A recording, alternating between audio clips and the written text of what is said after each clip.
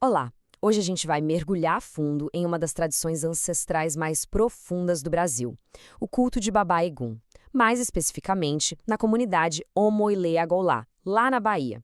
Vamos tentar entender como, para eles, aqueles que já se foram continuam, bem, visivelmente presentes. E isso já nos leva para a grande questão que está no centro de tudo, né? Como é que uma ausência, ou um ancestral que não está mais aqui, pode se tornar uma presença de um jeito que dá para ver, com a qual dá para interagir? Parece um paradoxo, mas a resposta está toda na tradição. A chave para desvendar esse mistério está nessa peça que a gente está vendo, o Axói. Mas olha, não se enganem, isso é muito, mas muito mais do que uma roupa. É como se fosse uma casa-roupa sagrada, o veículo que permite que o espírito do ancestral ganhe um corpo e caminhe entre a gente. Para ajudar a gente a entender isso, tem uma analogia que é, assim, perfeita. Pense numa fotografia. Ela mostra a ausência da pessoa, certo? Mas, ao mesmo tempo, ela torna essa ausência presente de novo. O Axó faz algo muito parecido para o Babá Egum. Ele transforma o que não está mais lá em uma forma nova e muito poderosa de presença. Então, vamos definir direitinho o que é o Axó. É essa vestimenta super complexa, cheia de simbolismo, feita de tiras coloridas, búzios, espelhos, mas o ponto mais importante, a virada de chave, é o seguinte: não tem ninguém fantasiado aí dentro. O Axó não veste uma pessoa, ele é o próprio corpo onde o ancestral se materializa para dançar e se comunicar. E aqui a gente chega no ponto mais extraordinário de todos. O que define essa prática? Dentro daquele axó que se mexe, que dança e que fala, não existe uma pessoa. A crença é que a roupa é preenchida por uma espécie de massa de ar que se torna o corpo do ancestral. É o próprio Egungun que habita, move e fala através daquele tecido. Olha que interessante essa comparação. De um lado, a gente vê o Axó como uma peça de museu, algo histórico. Do outro, num desenho de criança, a gente percebe como essa figura sagrada está completamente viva no dia a dia da comunidade, desde a infância. É parte da vida. Ok, agora que a gente entendeu o que é essa presença, vem a próxima pergunta. Como ela se comunica? Vamos ver agora como funciona o ritual e a voz do ancestral. A comunicação em si é um evento poderosíssimo. A voz do ancestral não soa como uma voz humana normal. É descrita como gutural, sabe? Ou superaguda. E a língua que ele fala é o Yorubá antigo, que muitos ali não entendem. É por isso que entra em cena o Ogé, o sacerdote. Ele serve como um tradutor, permitindo que exista um diálogo de verdade entre a comunidade e seu passado. E essa comunicação toda tem um propósito muito claro, como diz essa citação. O Baba Yaga age como um verdadeiro pai. Ele não é só uma aparição, ele é uma autoridade moral. Ele aconselha, protege e até repreende se for preciso, mantendo vivos os valores da comunidade. Esse desenho ilustra muito bem como funciona o ritual. Os ogés guiam o Egungun usando uma vara ritual, o Ixan. E isso é fundamental, porque é terminantemente proibido tocar no axó. O Ixan garante essa distância segura, protegendo tanto as pessoas quanto a santidade do ancestral.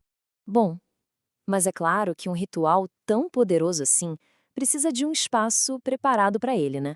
Então, agora a gente vai do como pro onde, para conhecer o terreno sagrado que torna essa conexão possível.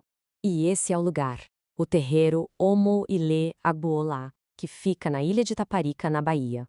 E esse lugar, gente, é muito mais que um templo. É um verdadeiro centro de identidade, de memória e de resistência cultural. Um espaço essencial para essa tradição única continuar viva. É fundamental a gente entender que a arquitetura aqui não é por acaso. Cada construção, cada cantinho tem um porquê.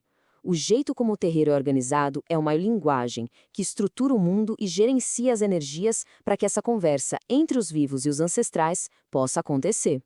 Então, vamos dar um zoom agora. Vamos usar a planta do terreiro para sacar como é que essa arquitetura da conexão funciona na prática. O que a gente está vendo aqui não é só uma planta baixa comum.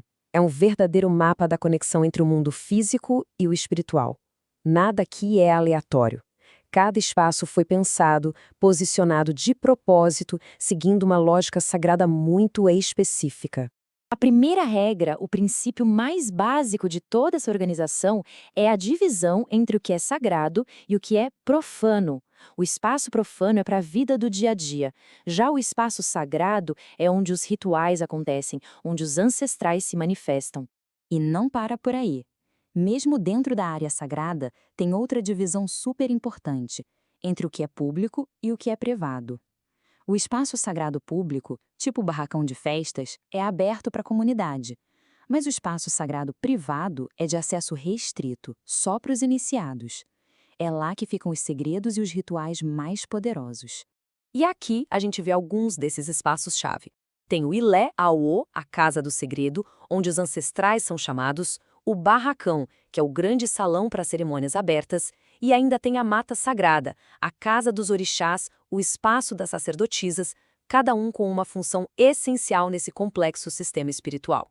Para a gente fechar, é muito importante entender que esse culto não é algo estático, parado no tempo. É uma relação viva, dinâmica, que se baseia em um princípio essencial: a reciprocidade, o cuidado mútuo. Essa citação resume a filosofia toda de um jeito perfeito.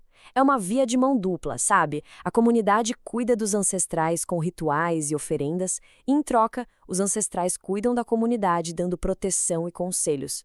Então, a coisa mais importante para a gente levar daqui é essa. O culto ao Baba Egum não é uma relíquia, não é peça de museu. É uma prática vibrante, um sistema vivo que conecta passado, presente e futuro, e que se renova a cada cerimônia. E tudo isso deixa a gente com uma pergunta final para refletir.